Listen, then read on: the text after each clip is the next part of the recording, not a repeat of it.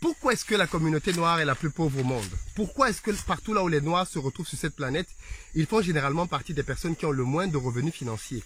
C'est facilement vérifiable. En Afrique ou même hors d'Afrique, en général, les Noirs font partie des populations les moins favorisées financièrement. Dans cette vidéo, je voudrais que l'on en parle. On sait tous qu'il y a des acteurs externes et historiques qui justifient cela, l'esclavage, la colonisation et même le néocolonialisme de nos jours. Mais est-ce que de notre côté, est-ce que quand on regarde comment notre peuple se comporte, on n'a pas des choses que l'on peut modifier? Est-ce qu'il n'y a pas des choses, des attitudes que l'on a nous-mêmes au quotidien et qui nous maintiennent dans cet état de pauvreté-là? Dans cette vidéo, je veux te faire un constat global de ce que je constate dans les habitudes des gens et qui clairement entraînent la pauvreté. Parce que clairement, il faut bien le retenir. La pauvreté ou la richesse est le résultat d'abord d'un mindset et ensuite d'habitudes. Il y a des habitudes qui conduisent à la pauvreté et des habitudes qui conduisent au succès et à la richesse. Malheureusement, beaucoup de personnes dans notre communauté ont dans leur vie quotidienne des habitudes de pauvreté. Et peut-être que dans cette vidéo, les éléments que je vais lister vont permettre que tu te remettes toi-même en question et que tu te rendes compte pourquoi est-ce que financièrement les choses ne vont pas bien. Le premier facteur qu'il faut considérer clairement et qui est à l'origine de la pauvreté dans notre communauté, c'est le mindset. La manière avec laquelle les gens pensent, la manière avec laquelle les gens voient le monde. C'est le premier facteur de pauvreté. Pourquoi est-ce que je dis ça? Parce que quand tu regardes comment est-ce que la communauté noire se comporte en général, tu réalises qu'elle a une mentalité d'assistanat. C'est-à-dire que aujourd'hui, les Africains en général attendent un sauveur, attendent un messie.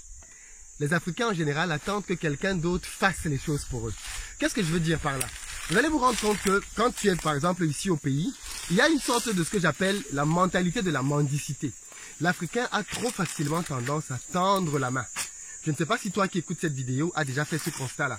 Quand tu es de la diaspora et que tu rentres au pays, tout le monde t'appelle mon grand, mon patron, mon boss, même tes oncles. C'est-à-dire des gens qui sont beaucoup plus âgés que toi. Tout le monde fait de toi le boss. Tu es le boss, tu es la boss. Alors, les gens t'appellent comme ça juste parce qu'ils veulent que tu lâches un petit billet. Tu vois, depuis l'aéroport jusqu'à pendant ton séjour, toutes les personnes qui vont être en relation avec toi et qui vont savoir que tu viens de l'extérieur vont tout de suite passer en mode de mendicité. Du moins, la plupart des personnes. Même tes potes avec qui tu avais grandi, quand tu reviens ici, tes potes passent en mode de mendicité. Ils veulent que quand vous sortiez, ce soit toi qui paye à boire, paye à manger, paye tout ce qu'il faut payer. Parce qu'il y a cette mentalité de mendicité-là. Or, à la base, l'Africain, c'est quelqu'un de fier. À la base, l'Africain, c'est quelqu'un d'honorable. À la base, l'Africain, c'est quelqu'un qui ne demande pas.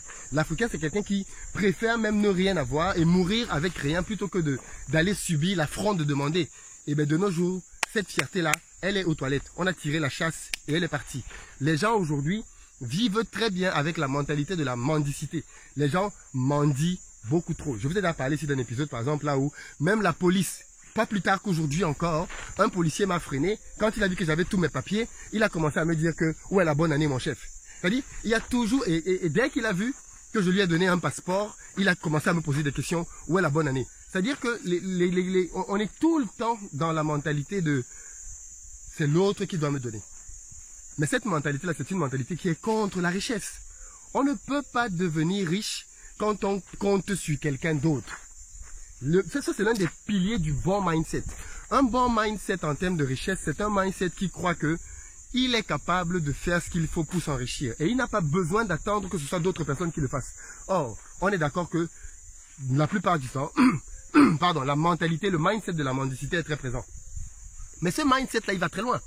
Vous vous rendez compte que même au niveau de nos États, quand nos États font leur budget, il y a des espaces que l'on prévoit pour les aides. Nos pays attendent que des aides viennent pour pouvoir vivre. Nos pays attendent que des aides viennent de l'international pour pouvoir s'en sortir. Et donc, de fait, comment tu veux que les États-Unis, la France, le Canada et je ne sais pas trop quel autre pays vous donnent des aides tous les ans pour vous aider à vous développer et qu'en parallèle, ces mêmes pays-là vous respectent? Une grande partie du mépris dont peuvent être victimes les Africains est aussi due au fait que leurs États, nos États, sont des États mendiants. À l'échelle internationale, malheureusement, nos États sont permanemment en train de chercher des aides, permanemment en train de demander qu'on leur donne de l'argent. Alors qu'en fait, avec le potentiel que l'Afrique a, ça devrait normalement être les Africains qui aident les autres. Ça devrait être les Africains qui donnent aux autres. L'Afrique ne devrait pas être dans la position aujourd'hui où elle tend la main. Et comme j'aime souvent le dire, l'Afrique me rappelle une femme assise sur une chaise en or et pourtant en train de mendier. C'est un paradoxe, n'est-ce pas? Mais c'est le paradoxe et la réalité de notre continent. Donc, premier élément, le mindset.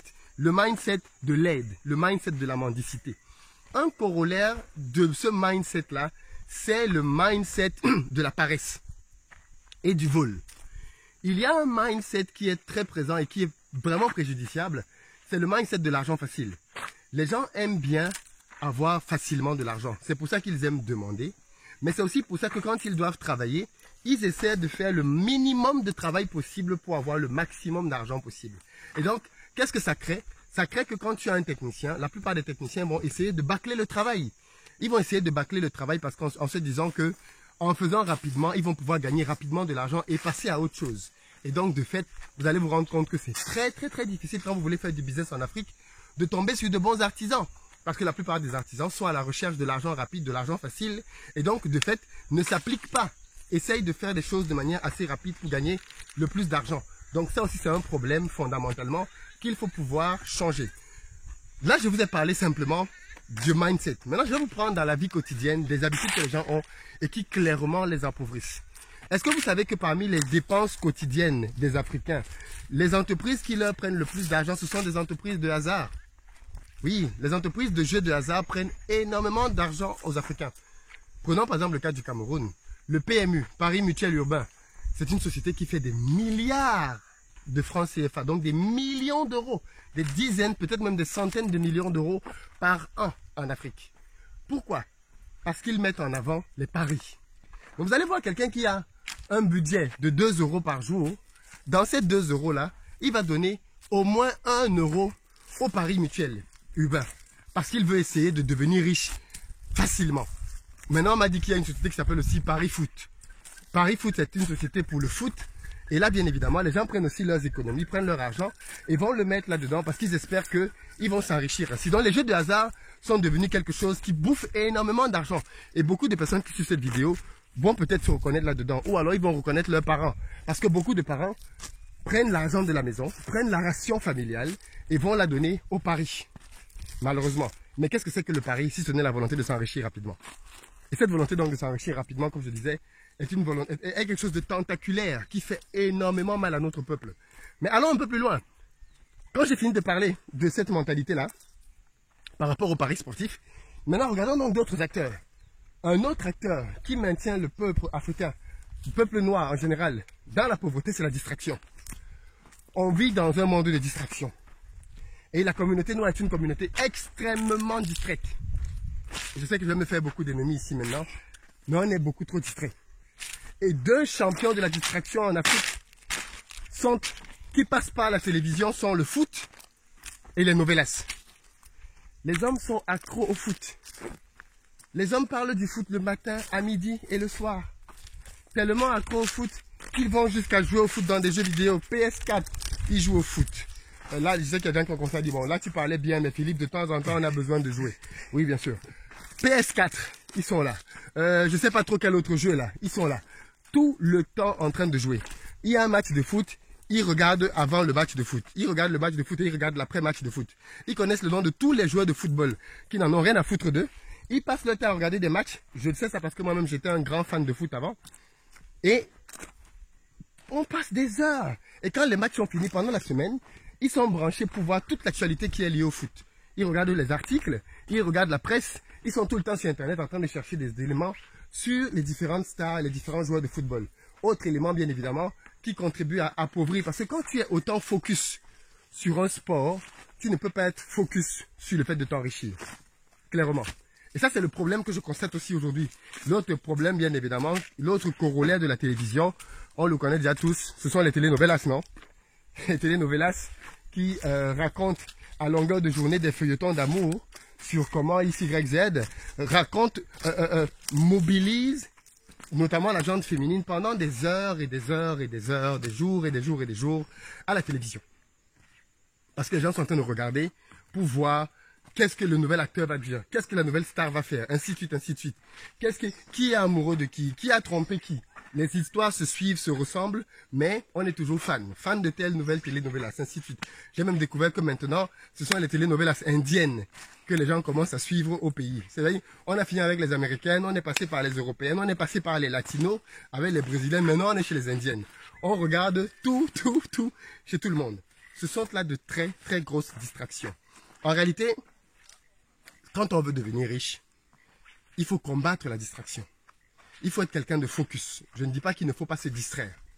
Mais il ne faut pas devenir quelqu'un dans la vie duquel la distraction a beaucoup trop de place. Or, vous n'avez qu'à regarder aujourd'hui le nombre de temps que vous passez sur les réseaux sociaux, le nombre de temps que vous passez à la télévision, le nombre de temps que vous passez dans les conversations futiles avec les copains et les copines, et regardez comment est-ce que vous passez les journées entières sans être productif. Si vous voulez demain devenir quelqu'un qui va gagner davantage de sous, vous devez considérer l'enrichissement comme quelque chose de sérieux. Le dernier élément que je veux donner dans cette vidéo, c'est que on a un problème avec la richesse. Beaucoup de personnes dans nos pays, dès que vous commencez à réussir un tout petit peu, on pense que vous avez fait quelque chose de mal. Vous avez fait quelque chose de mystique, ou alors vous avez fait quelque chose de méchant. Vous avez peut-être tué quelqu'un, vous avez peut-être trempé les mains dans un truc pas clean. Bref, il y a cette mentalité-là qui tend à faire croire aux Africains que s'enrichir, c'est quelque chose de mal, ok? Et quiconque s'enrichit l'est devenu parce qu'il a fait quelque chose qui n'était pas bien. Et donc, de fait, on est dans le paradoxe dans lequel on a envie de devenir riche, mais on critique quand même la richesse et toutes les personnes qui sont parvenues à le devenir. Ce sont là quelques freins, il y en a certainement d'autres. Et le but des commentaires de cette vidéo, c'est pour que tu puisses exprimer librement ton avis. Où est-ce que tu penses que les Africains aujourd'hui passent du temps à se distraire? Comment est-ce que tu penses que aujourd'hui, ou qu'est-ce que tu penses être un frein réel? Il y a d'autres freins, hein. Je pourrais vous parler de l'éducation. On forme beaucoup trop de filières littéraires dans nos pays alors qu'on devrait former des scientifiques. On a beaucoup trop de bacs de doctorats en philosophie alors qu'on a besoin d'ingénieurs pour pouvoir développer notre pays. Et il y a plein d'éléments. Dis-moi dans les commentaires les éléments que toi tu identifies, que tu répertories, qui peuvent être de véritables freins et qui aujourd'hui sont peut-être négligés, sous-estimés ou alors simplement ignorés. Parlons de ça dans les commentaires parce qu'il faut clairement que nous travaillions à développer de manière concrète notre continent. Le but de cette vidéo n'est pas de fâcher quelqu'un, parce que je sais qu'il y a des gens qui peuvent prendre des choses personnellement. Si tu joues la PS4 ou si tu es abonné aux télénovelas, il faut juste que tu fasses le constat que c'est quelque chose aujourd'hui est un frein à ton épanouissement financier, clairement. Et le temps et l'énergie que tu mets là-dedans, tu pourrais le mettre ailleurs pour pouvoir apprendre à gagner davantage d'argent. Ceci n'est donc vraiment pas quelque chose à prendre sous le mauvais angle, comme une insulte, une moquerie ou je ne sais pas trop quoi d'autre. Dis-moi dans les commentaires ce avec quoi tu es d'accord. Dis-moi dans les commentaires ce avec quoi tu n'es pas d'accord. Et je te dis à très bientôt.